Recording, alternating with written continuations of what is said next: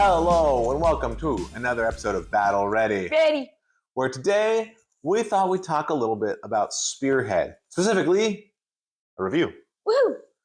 So Spearhead came out with 4th edition back in the summer, and there were a lot of early reviews about it, telling people how it played, and generally it was pretty positive. But at this point, we've been playing now for several months. We've played every Spearhead we own. I don't know if we played every, but we played a lot of Spearheads. We played most of them. Yeah, maybe we have played every one that we own. Yeah, we own every Spearhead that we own. We do own every one that we own. That's true. But so we've played a lot of different games. We've played with a lot of different forces. And we thought, all right, now that we've got some experience, because sometimes things look really good or really bad on paper, and then you play them a little bit and you see, okay, here's some things I didn't notice. Here's some things I did. So today we're going to review Spearhead from an experienced standpoint. Is it still good? This deep into 4th edition, is this still a good game? And is it still doing what it's supposed to be doing? First, Drake, give us a quick rundown on the rules. So people might have already read the rules, but if you haven't, this is a quick sort of overview. We're not going to go over everything. Overview. So you have 2 players. They each play what comes in the Spearhead box. So that's right. There's not a lot you have to purchase. Both of the players roll off. They pick who is attacker and defender. Defender chooses most of the stuff. Attacker who chooses who goes first, and they play. A little bit higher level. That's such as.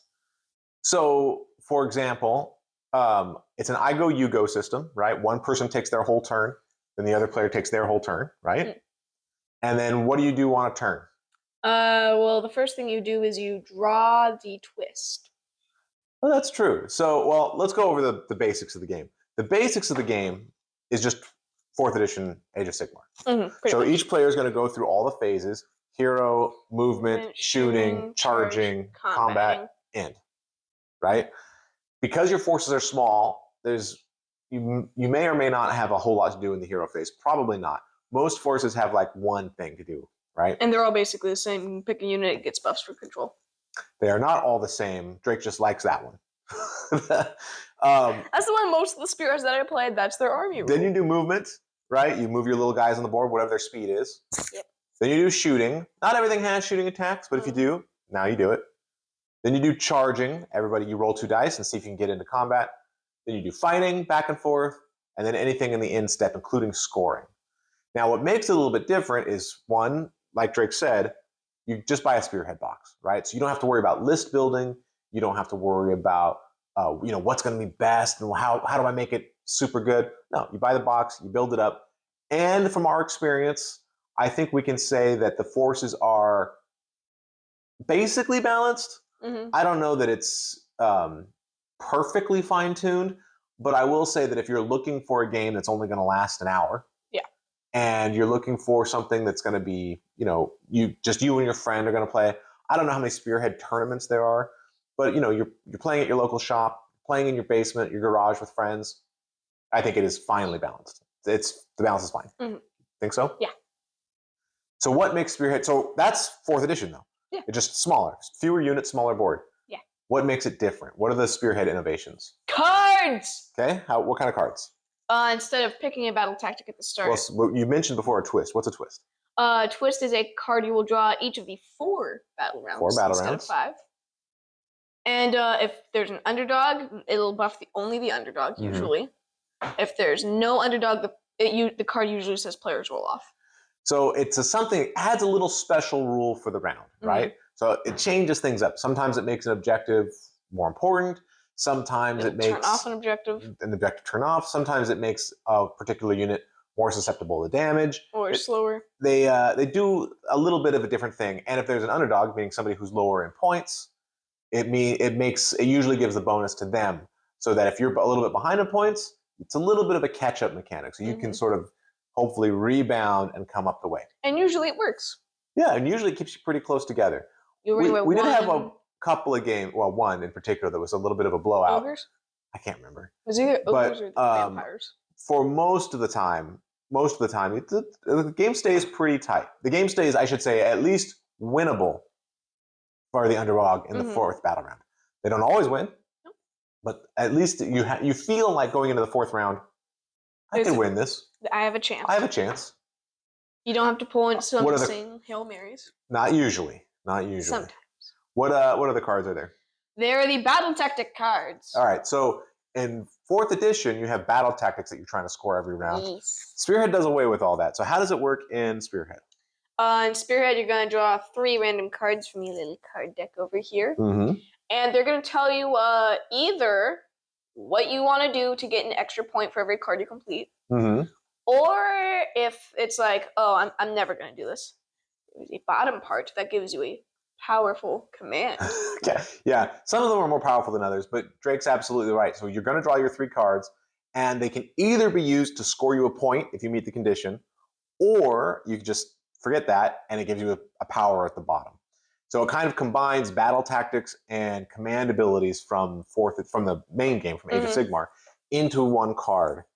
All right, so and then at each turn, you score points based on battle tactics and cards. I mean, battle tactics. Objective control and cards, right? And then whoever has the most points at the end wins. Yeah. Games take about 45 minutes for an experienced play. A little bit longer for your first game. Maybe a little bit longer if you're playing something with a lot of guys, comparatively more models, or a force you're not as familiar with. Then it could be up to an hour, but it's all within that range. 45 to an hour, I think, is pretty common. Yeah. All right. So, does Spearhead work? If so, why? If not, what's wrong with it? Spearhead does work for sure. Okay, I agree. Everything is good except for one thing. Well, let's talk about the good parts first, and then we'll circle back to that. Don't forget. Okay. Keep it in your brain. Okay. All right. What is good about Spearhead? Everything, basically. Everything is good about Spearhead. All right. What are the best parts? What are the things to highlight? If somebody says, "Hey, should I play Spearhead?" What would you point at as like, yes, these are the reasons? You have basically no decision making, or difficult decision making when it comes to what your army is. Yeah, that is a great part of Spearhead. Now, some people like that, right? Some people like to get the battle tome and really pour over the list and where can I squeeze these points? Yeah, how's this going to work? And admittedly, Spearhead lacks that. So if that's one of your favorite parts, that's going to be a negative for you. Yeah, then Age of Sigmar, the big game, is going to be where you get all of that. Big man. But in Spearhead, it is actually really good, especially if you're newish to Warhammer. Yeah. And you don't quite know how to value things, or if that's not interesting to you, you would rather just get some guys, throw them on the table and smash stuff, right? That's good smashing. Spearhead is great because you just buy the box, you build the stuff, and you're good to go, right? It is not. You don't even have to paint it. Well, you should paint it. You should always paint. Always paint. The experience will be better, but yeah, you don't have to, and so you don't have to do any kind of list building. All those decision points are taken out, and so it does feel a lot more comfortable to say, "This is what I get. Okay, let's play. It'll be fun." And you don't have to worry about somebody bringing in, spamming something or bringing in broken combos or whatever. And because usually you get like one hero, sometimes 2. Yeah. You get some battle line guys, and usually you get some heavy hitters or something. It gives you that mixed arm feel for how, in my humble opinion, Warhammer is the funnest, right? Warhammer is the funnest when you have a little bit of everything rather than going super hard and having, 120 zombies or something like that. Okay, what else is good? One thing that I think is nice is I forgot what I was going to say. All right, well, I'll jump in then. The thing that I think is the best about Spearhead is the cards. Yeah, 100% the cards. In fact, I wish something like that had been used in big AOS. Yeah, there is. All the battle tactics are listed on cards. No, yeah. See? Yeah, they printed them out for you. No, I think that the cards are the best because it makes these choices really interesting and meaningful. Sometimes you're looking to score points, and so you're trying to use the cards that way, but sometimes the power on the bottom would really be better. And so there's this tension between, do I use this to get better position or maybe kill better or defend something, or do I try to run up the score? So that tension is really good. And then when you take the double, which is available in Spearhead the same way it is in Age of Sigmar, you can't draw new cards. So if you had a terrible turn 1. Yeah, so if you've used all your cards, now it's really hard to double because you get no cards. You'll have no powers and no ability to score for that next battle round. And then if you didn't use them in the last battle round, you'll get to keep them, right? So you don't have to go down to 0. But that means you had not a great turn last battle round because you didn't score them and you didn't have an opportunity to use those command points. So I really like that. I think that tension between using commands and scoring points is really a very good one. And it makes interesting decisions every game. In every game we've played, I've had to look at my cards and think, oh, what am I gonna do with? How are these best used? And that really keeps the game interesting and fresh in my mind. All right, what were you gonna say? It's Spearhead is Combat Patrol if Combat Patrol was a game. Well, Combat Patrol sort of is a game. So 40K came out with this idea 40K. originally of having small bands and your ability to play them. It's just small 40K. That's all it is. There's no changes. Well, there are some, but not enough. The board is half size, and the Combat Patrols are not unique, very well balanced, and the rules aren't tailored to the smaller board and the smaller units. So you sort of feel like you're playing big 40K and tiny map. Yeah, just with fewer guys, and I don't know, the whole other thing together just doesn't give you a great experience. One thing I will say, well, actually, we'll come to that at the end. All right, so you mentioned that there's one thing you don't like about Spearhead. What's that? Now that we've played it all, when we did the ogres versus the separate, the other Stormcast one, I was like, yes. Well, now we've played it all. Is it just going to feel like playing a video game you've already beaten? Yeah, I don't think so. And partly that's because the cards are going to mix things up. Partly that's because you've got two sides of the board. And I would expect that next year, when they come out with the new General's Handbook, they'll also come out with a new Spearhead. Because it's Spearhead Battle Tome. Right. It's Fire and Jade, right, for Akshi and Yuvan. My guess is the next one will be, Shaiish and Shaman, or whatever two that they pick. And they usually like flip-flopped opposites, so I could. Plus, in our case, we have like, I don't know, 7-ish Spearhead forces. So there's lots of different combinations, lots of different. Don't worry. Lots of different combinations we have to pit things against each other. So we're not going to be in a situation where we're hurting for variety, I think. So I think that's going to be fine. Now, if you only have one Spearhead, maybe that'll be a little bit more of an issue for you. But I also feel like you have a couple friends.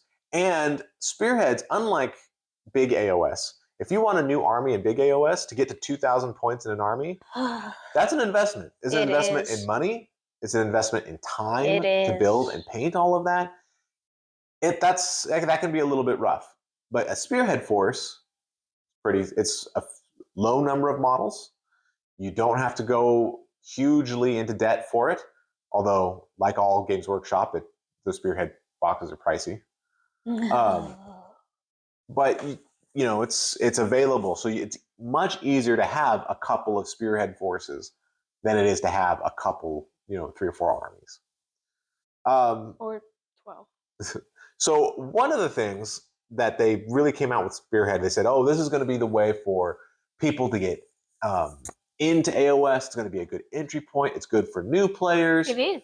And the question is twofold. One, is that true? Yes. Is Spearhead good for new players? Yes. And 2, is it only good for new players? No. Do you outgrow Spearhead? No. Well, let's do the first one first. Why is it good for new players? We actually had a friend come over. He had played Leviathan, and I played a game of Spearhead with him. He said he liked it a lot. Yeah. That's like some good anecdotal evidence right there. We have, in fact, played it with a new player who had never played AOS before, although had a little familiarity with 40K, and they liked it. They were on board with it. What else makes it good for a new player? Again, simplicity of list building. So that I do think that makes it phenomenal. You only have to pick your artifacts. Exactly. Such. You don't have to. And your choices are very simplified, right? You only have 6, like 2 artifacts to choose from and 2 battle. 4. Is it 4? You get 4 in Spearhead? Ogres do at least. I think most armies get 4. Are you sure? Yeah. I think they only get 4 in the main game. I think they get 2 in Spearhead. Well, ogres have 4. It's all big. Maybe ogres are the best. It's all big names for the tyrant. Because of that, I do think it's really good for new players because you don't have to worry about all that other nonsense. You can just take this, play it, see if you like the game, and then if you like the game, always you can expand from there. Yeah, it's also a good jumping off point because it'll give you probably your general. Yeah, and having that, most spearheads I feel like is a good core for what's going to be your army. What else makes it good for a new player? You could go to the game store with your buddy, Ease, and you can just pick a spear. There's probably like 6 spearhead boxes in there, so there's immediately you're presented with several options. Yeah, there's options there. I would also say if you're going to be playing, if you're going to be taking your army anywhere, taking a spearhead force is probably transporting it is a lot easier than taking an army, Yes. especially because you don't need terrain, you don't need endless spells, any of that nonsense. You can just take your dozen models and go. I think that's really good. The other thing that I think makes it really good for new players is that the rules have been really simplified. Not only are you only playing with the core rules, so you don't need to worry about terrain, you don't need to worry about any of that other stuff, but all the war scrolls have been simplified.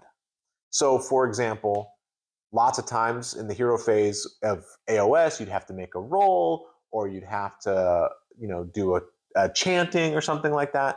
Whereas in Spearhead, you either automatically pick, or all the abilities are simplified, but in a way that reflects how big AOS is, right? So when you take your Spearhead force to big AOS, you're gonna see, oh yeah, this still has the same flavor. I still want to use these guys in the same way. These are my hammery guys.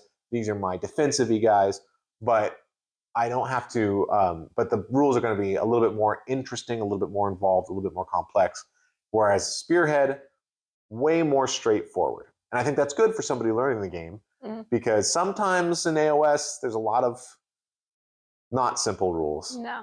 And so getting rid of those and keeping things simple is good. All right. So that's why it's good for a new player. But, some people say, hey, I just want to play big AOS. I don't want to play the game that get into Spearhead when really I'm going to outgrow that and I'm never going to play Spearhead again. You're a wizard. So the question is, if you're not a beginner, is Spearhead still good? Is Spearhead still worth it to play? Do you want to play Spearhead? Yes. Okay, why is that? It's very fun, and there's still a lot of strategy involved. And I have to talk like this because Beard isn't. No, yeah, well, we're definitely not. There's people with way more experience than us. It's close enough. But I totally agree. I think Spearhead is a phenomenal game system for 2 main reasons. The first is it's short. AOS is great. We love AOS. Except it's 3 hours. I love 2,000-point games, but Drake's right. It's like 3 hours. No. If you play some smaller armies, maybe you can get away with like 2.5. Like Stormcast versus Orcs. If you play with a million zombies, that's a 4-hour game right there, right? So having a game that you can play on a weeknight easily is super duper good. I mean, it's just really, really nice. Yeah. And then the second thing that I think keeps us coming back to it is I mentioned it before, so I won't belabor it, but I think the cards are so interesting. The card system, the way it separates out points and commands, special abilities, is really, really interesting. It keeps me wanting to play that. And like I said, I really wish a similar concept, similar idea about putting tension between those two things had been incorporated into the main game. It's unfortunate that it's only in Spearhead, but it is a gem in Spearhead, and I really like it.